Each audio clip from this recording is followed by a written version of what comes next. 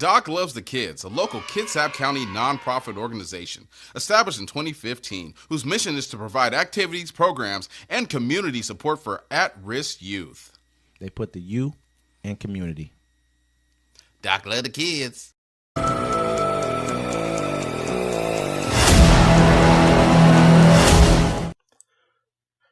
Welcome to Uncommon Courtesy, where we give you the courtesy of conversation that's uncommonly spoke of. I'm D-Mac. I'm Wesley. And this is the show. Thanks for everybody for listening. Don't forget to subscribe to our channel. Hold on, ding.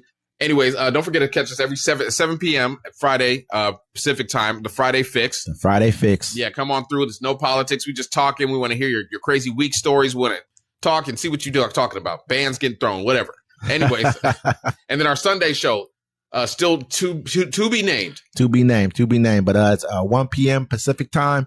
Come check us out. We were talking nothing but politics, the week in politics. We're recapping everything that we talked about for the week and anything that may have popped up that day. And I want you guys to tell us your interpretation of the news and what you see too. Absolutely. We love your insight. Just coming to the live stream, just ask to come in. We'll send you a link. It's an opportunity for you to kind of give your opinion. A secured link. Absolutely. Well, this week in politics, I feel like we have something going on right now that's of major importance for us to talk about. So Elon Musk's political influence wears down global resistance to Starlink. The global wall of resistance to Elon Musk's satellite business is crumbling. Even before Musk spent more than $250 million to help Donald Trump retake the U.S. presidency, SpaceX Starlink was picking off swaths of the world country by country. Now worries that the world's richest person could subvert sensitive state-run telecommunications channels around the globe are being replaced by attempts by government officials trying to tap economic incentives from Musk's industrial complex of companies.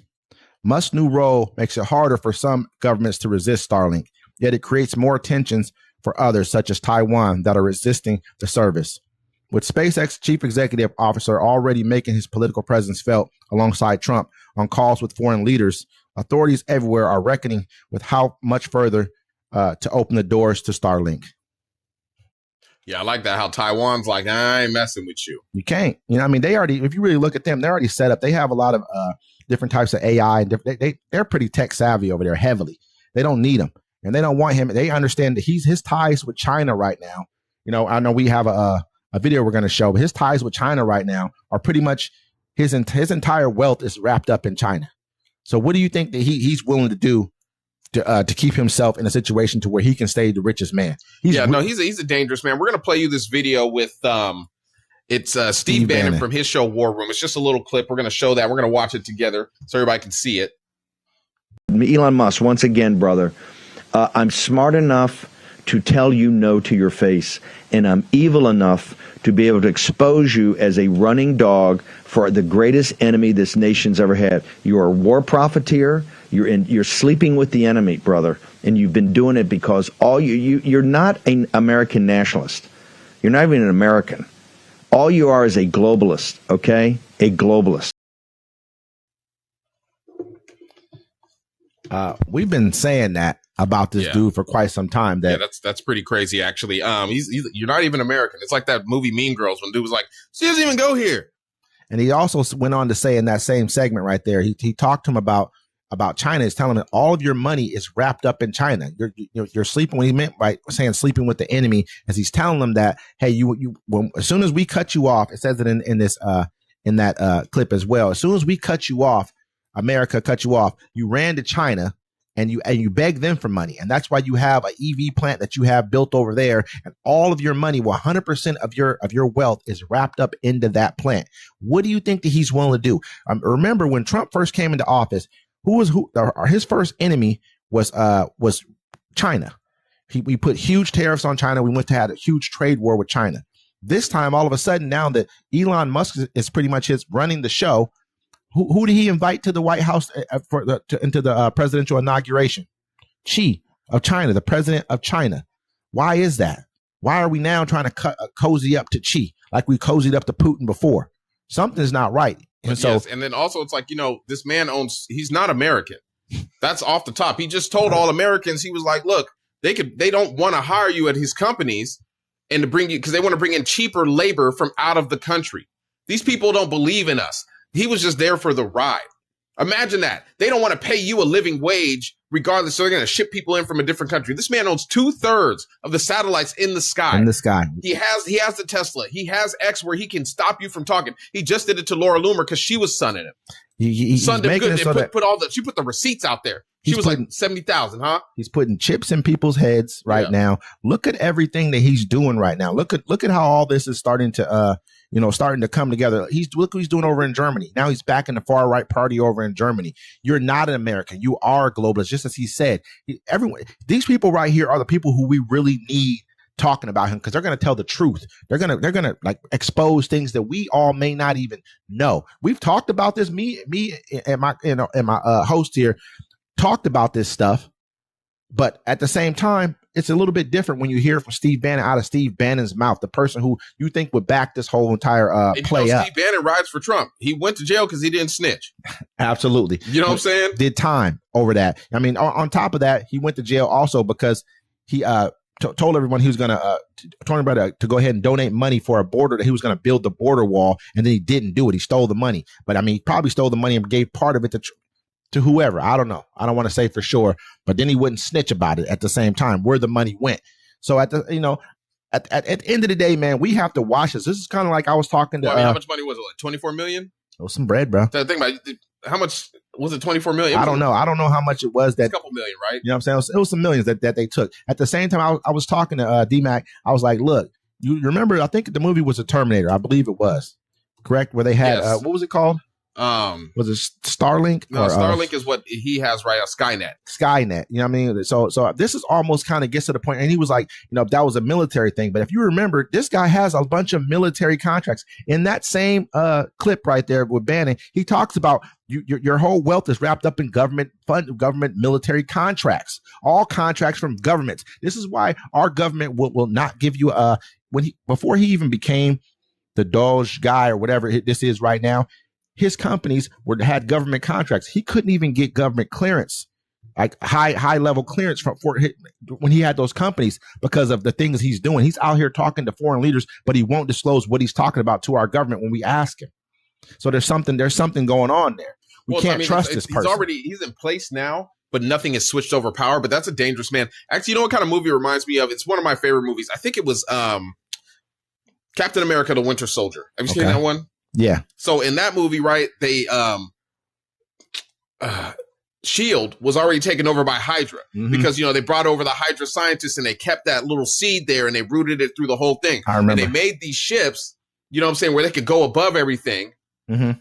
And they were going to monitor people. They're going to be like, well, this person could be an antagonizer, and the ships were supposed to go up and shoot everybody. It's going to kill like a third, or like maybe a lot of people on the planet. I remember that. Yeah, I remember. But think about it. This adds to it. Whose drones are those? I mean, you look at it like this. Whose SUV-sized drones are just flying around? Who's going to have all the robots? Who's going to put chips in people's heads? I mean, like, we got to remember what's really happening here. We're talking about something at the beginning phases of this happening. But this is a very, very, very, I don't think it's just him. I think he's just the face of whatever it is that's happening. I think he told it. What did he tell everybody? Go F your face. Yeah, F yourself, and I'll go to war over this, these visas. This is what happens when a person comes into America. You could never imagine, or something like that. But go ahead. This is what happens when you sneak into America and you didn't really come here correctly. You didn't Absolutely. come through the proper channels. He should be deported. His whole family. I mean, whoever, if he had kids here, they should be deported. Everybody needs to get with the program right now. It's America first, off tops. That's what won the election. And I'm with that. America first. Those are our jobs. I mean, and that's really what he's telling everybody. No foreigner should be able to come in and take it, and no foreigner should be running our country like this. What he's telling you guys, what he's saying to everybody, all of us, is this: if it works for me, if it's good for me, it's good for everybody. But if it's good for you, it's good for nobody. Because some of our cheaper labor may be things, little small things that we may have from day to day, like maybe getting our lawns taken care of, or maybe getting our houses clean, or maybe being able to help with some construction projects that we have. Those are things that maybe help us when it comes to people who may not be able to go find a job that's going to have to pay them minimum wage. But for him, it's like, no, we're not getting rid of this program. These people work for me. I can get cheap labor out of them. So this is good for America. This is what we're going to do. I'll go to war and I'll stop you from, you know what I mean? So now he's willing to call you racist when he knows that this is what it was before. Now he's all of a sudden you want to call it out because and when you were participating in it, you were fine with it. When you were the person who was actually promoting it, you were fine with it. But now that it's for everybody else, these people. The thing of it is, though, I think you guys are going to be really. It's like you're probably too embarrassed to say you were duped. When he came out and told you what he thought about you, let me tell you what I really think about you. You know what I mean? Isn't that what it's damn near like what Eminem said at the end of 8 Mile. Now tell everybody what I ain't said about. Elon won't get the slide with this. I don't think true-blooded blue collar Americans will let him slide with that. I don't think that at all. What are they going to do? Didn't a handful of them just try? What are you going to do when somebody look? Check it out. But he runs the president, though. It doesn't matter anymore. He's in there. No, Donald Trump answers to the people. So check this out. Let me tell you something really quick. A lot of people they kind of underestimate the conservatives, Republican people. These are true-blooded white Americans. You know what I'm saying? People, other politicians aren't scared of Donald Trump. They're scared of the people that follow him. Yeah. Let that be known. They're scared of those people because those people come to their house. Those people will shoot them at their job. Those people will blow their cars up. Those people are poisoning the water that's coming to their house. True. They have every facet of way to do something to you. And Elon Musk is a foreigner calling people stupid. You just said the perfect thing. What did he tell everybody to do until the election? What did he tell the rest of the people running? He told them to get offline. So what do you think he already told Elon Musk to do too? Because what did Elon do? The last thing he came out with, oh, please, everybody, let's start talking more positively on this platform. That was the same call that he gave to them, but that was his way of getting it out without saying Trump said something to me to stop me from saying something. Yeah. You understand what I'm saying? Like that was already done. It was already cooked in right now. He's going to shut his mouth. You're coming rich with power. This dude's he's going to shut his mouth and he's going to play the game, but he's going to play the game. He don't have to talk. The power's already there. I ain't even got to talk. No, but he wants the fame. That's why he bought X. That's why you only see his posts. That's why if somebody says something bad about him, you don't see it no more. I mean, if I owned it too, I'd do this. Actually, I wouldn't even do the same thing. You're correct. He does want the fame. You're 100% correct on that. I agree with you 100% on that. It's like you said, he became drunk with power. He did. And at the same time, he became drunk with attention. And I think on top of that, if you look at what it's attention. Look at what Vivek Ramaswamy did. What did he do immediately? We need to get rid of affirmative action. He tried to shift the blame somewhere else. Oh, now Elon. Oh, we need to talk more positively. They're trying to shift it because they understand like you said, you're right. But at the end of the day, if they don't upset the they don't upset the waters too much, everything will go the way they want it to go. Yeah. The people will follow along with Trump because they don't want to look like they fucking been duped. They've all been duped. Not on that. You know what I mean? Not on something so big. Not on something so big. You just fought to get your country back. Not on something so hold on. That was the vote. You voted to get your country back. Yep. Now they're telling you the other people get to have it. And I'm willing to go to war for them. You're stupid.